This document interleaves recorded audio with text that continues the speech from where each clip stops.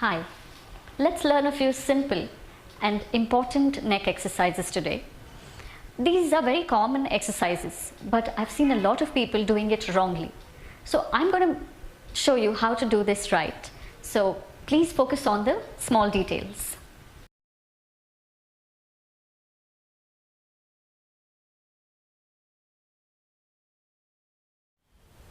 So exercise number 1.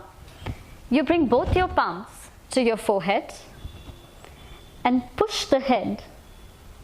There's a resistance from the head, so your head doesn't bend backward or forward. You can hold this resistance for about 10 seconds. Now, you can also do this with one hand, but I have seen people do it with hands this way. Now, what happens in this one is that the pressure goes to one side, which means it's not in the center of your forehead. It's important for it to be in the center. So you can do this, bringing your hand right in front of you, and with the help of your palm, push your head. In the second exercise, again, you place both your palms on the back. No interlacing fingers. Push the head, and like in the previous one, the head resists. Hold the resistance for about 10 seconds.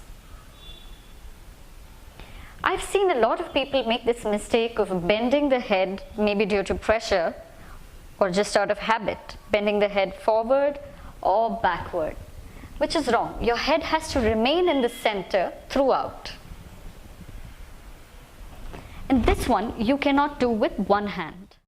Now exercise 3 and 4, for which you will bring your hand to the side and push your head.